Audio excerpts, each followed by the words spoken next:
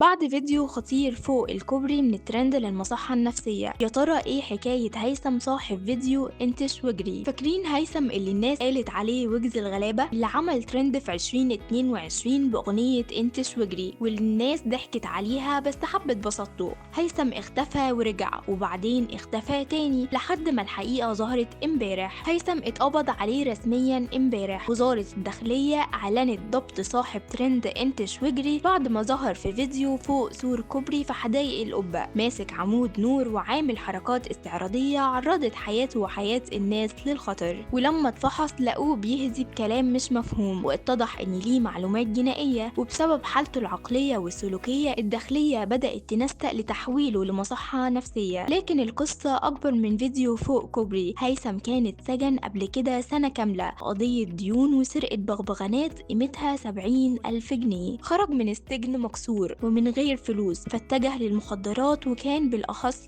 الآيس، واللي دمر تركيزه واتسان دماغه. ومن بعدها بقى ماشي في الشارع تايه مش ثابت بين لحظة وعي ولحظة انهيار، مع إنه شاب متعلم فاهم وبيتكلم في الدين وبينصح الناس، بس الظروف كسرت ظهره. والغريب إن نفس الأغنية اللي الناس ضحكت عليها زمان كانت سبب في توقيع عقد كبير مع فودافون وقتها. وفي آخر ظهور ليه قبل القبض عليه قال إن في ناس ولاد حلال حاولوا يساعدوه يرجعوه بني آدم طبيعي، ولكن واضح إن تعبه كان أكبر من قدرته على السيطرة. امبارح اتقبض عليه ودلوقتي بيتم اتخاذ إجراءات لإيداعه في مصحة نفسية. فعلا الحياة بتتقلب في ثانية.